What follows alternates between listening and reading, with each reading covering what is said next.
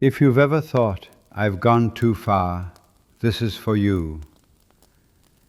Venerable Fulton Sheen's A Word to Sinners isn't a lecture meant to crush you. It's a wake-up call meant to bring you home. This Lent, let's listen with an honest heart and let mercy do what it does best. Friends, there are two ways of coming to God: through the preservation of innocence and through the loss of it. Some have come to God because they were good, like Mary, who was full of grace, like Joseph, the just man, like Nathanael, in whom there was no guile, or like John the Baptist, the greatest man ever born of woman. But others have come to God who are bad, like the young man of the Gerasenes, possessed of devils, like Magdalene, out of whose corrupt soul the Lord cast 7 devils, and like the thief at the right, who spoke the second word to the cross. The world loves the mediocre. The world hates the very good and the very bad. The good are a reproach to the mediocre, and the evil are a disturbance. That is why Christ was crucified with thieves. This is his true position. Jesus among the worthless ones. During his life he was accused of eating and drinking with sinners, and now they accuse him of dying with them. Here is the supreme instance of the right man in the right place. Christ among the bandits. The Redeemer in the midst of the unredeemed. The physician among the lepers. For God does not work through culture, but through grace. Thus does God show that we become great, not because of what we are, but because of what he gives. God in his infinite wisdom has reached deep into the lower layers of humanity and picked out of its dregs 2 worthless derelicts, and he used one of them as the escort of his eternal Son. At the beginning of the crucifixion, both thieves cursed and blasphemed the Savior. But suddenly the soul of one of them, the thief at the right, lighted by fires from that central cross, turned to a king who was being mocked and asked to be one of his subjects. For he said, Lord, remember me when thou shalt come into thy kingdom. Lord. He called him Lord. A real king is so easy to approach. Remember me. There was a touch of humor in asking God to remember. God had remembered him before he was born. That is why he was immortal. God had been following his souls down the corridor of time, and now this pursued us, the pursuer, to remember. When thou shalt come into thy kingdom. How did the thief know he had a kingdom? Maybe the crown of thorns spoke of a diadem, the crucifixion of a coronation, the nails of a scepter, and the blood of royal purple. We can never judge people by the way they are dressed. No prayer to God is ever unanswered. And so from the central cross there flashed back, this day thou shalt be with me in paradise. This day. Evil has its hour, but God has his day. Thou, he calleth his sheep by name. This was the foundation of Christian democracy, the value of a person. The soul of an outcast is of such value that the eternal word addresses him in the second person singular, thou shalt be with me in paradise. I wonder why he said in paradise. To be with him is paradise. The mob on Calvary asked him to come down from the cross, and the thief asked to be taken up. The masses would have believed if he preached a religion without a cross, but the thief found his faith by hanging on a cross. This is the supreme instance of one bringing good out of evil. It is doubtful if the thief would have found goodness otherwise. Why is it that this thief found salvation? It can only be because the capacity for conversion is greater in the really wicked than in the self-satisfied and complacent. The very emptiness of souls of the sinners is in itself an occasion for receiving the compassion of God. Self-disgust is the beginning of conversion, for it marks the death of pride. And may it not be that the conversion of the good thief is the key to the conversion of the modern world. Men will return to God in this world, not just because they are good, but because they recognize that they are evil. In this modern day, men will come to God through evil rather than through goodness. Or shall we say, they will come to God through the devil. Countless are the instances mentioned in the gospel of those who came to God after Satan was driven out of their souls. The French revolutionist Sorel predicted that the basic problem of the 20th century would be the problem of evil. And everyone knows this is the century of evil and insanity.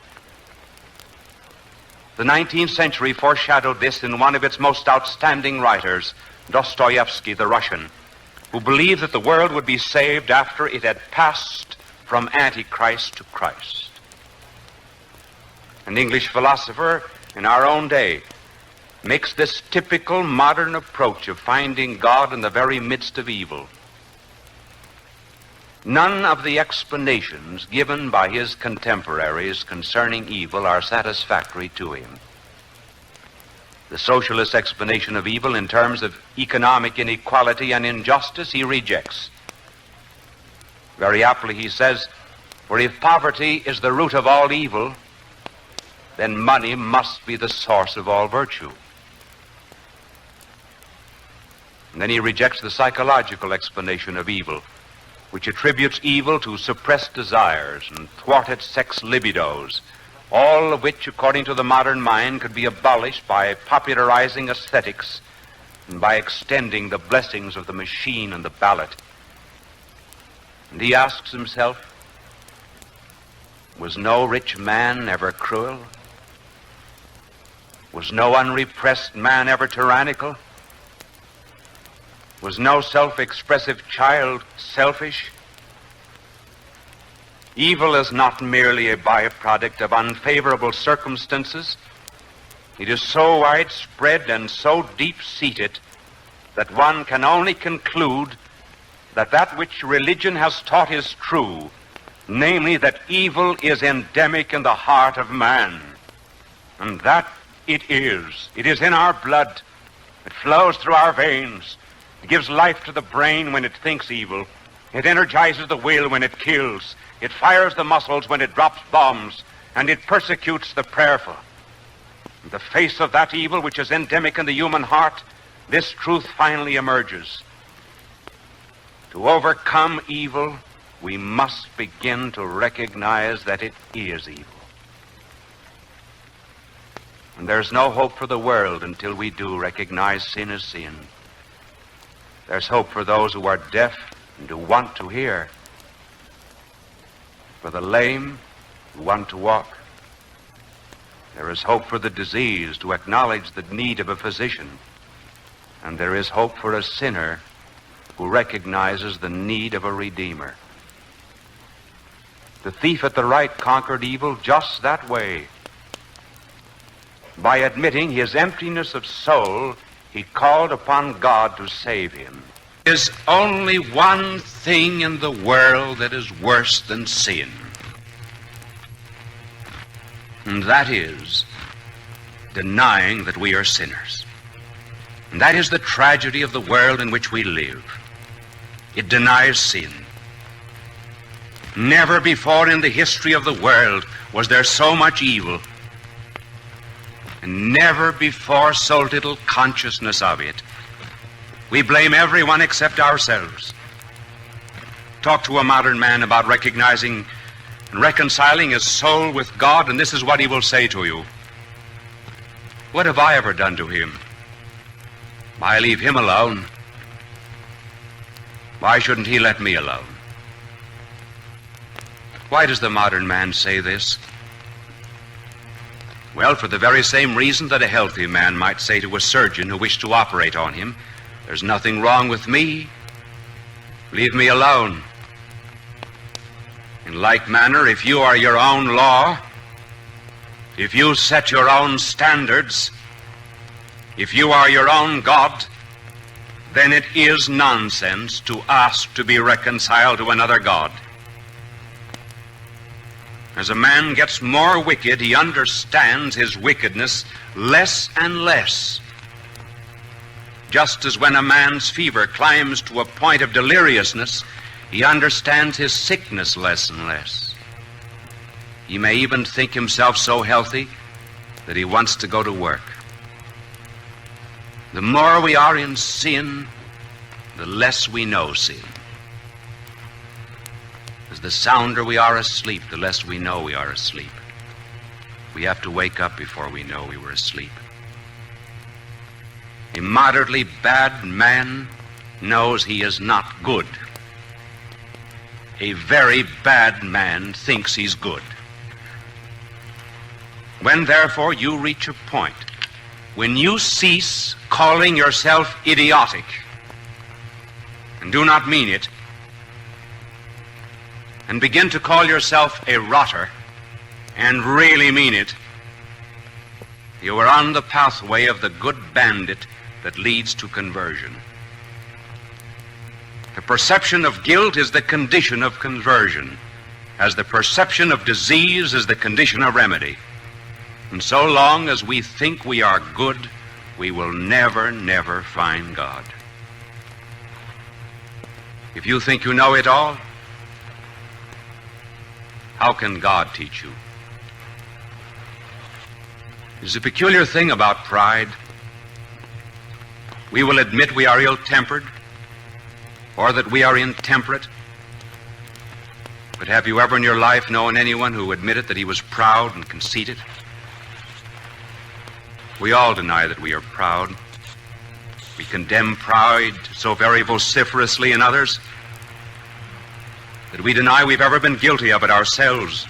As a matter of fact, the more conceited we are, the more we hate conceit in others. The more we say, "I'm not conceited," the more we prove that we are conceited. Our pride, therefore, makes us look down on people so that we can never look up to God. And in order to look up to God, we needs must do two things. First, we must humble ourselves. And that is why Sunday after Sunday, we ask every Jew and Protestant and Catholic in our radio audience to set aside an hour a day for prayer and contemplation. I wonder how many of you are doing it. Catholics every morning should attend Mass and extend that morning Mass a half an hour and complete the Holy Hour. And then the second thing that we must do is we must live in humble service of our fellow men. And to cultivate that, we have published this little book entitled Friends, the purpose of which is to induce us to be friends with God and friends with ourselves, friends with Catholics, friends with Jews, and friends with Protestants. The very moment we stop strutting and posing and begin to see ourselves as we really are, then in our humility we shall be exalted. Let us therefore examine our conscience. Ask ourselves not how much we know, but how much we do not know. Not how good we are, but how bad we are. Let us judge ourselves not by the knowledge we possess, but by our consciences. Not by our education, but by our habits. Not by our politeness, but by our hearts. As soon as we feel a great void in our souls, and realize that because of our sinning we are no longer our own, and acknowledge that we are still thirsty at the border of a well, and admit that we have played the fool, and that our follies of the years mount up in their dark arrears, then out of a dark and swampy soul we cry out with the thief, as all Catholics do when they go to confession, "Bless me, Father, for I have sinned. I am a sinner." Such is the beginning of salvation. And in that beginning we say to our Lord, "There are two things, dear Lord, which are not in your treasury, rich as you are. My sins and my sorrow. Make them thine, as thou didst make the sins and the sorrow of the thief thine." The thief died a thief, for he stole paradise. And if we win paradise, it will be because we are thieves too. For we will never deserve what we got, the God of everlasting love. And so, as a sinner to sinners, I say, may God have mercy on our souls. God love you.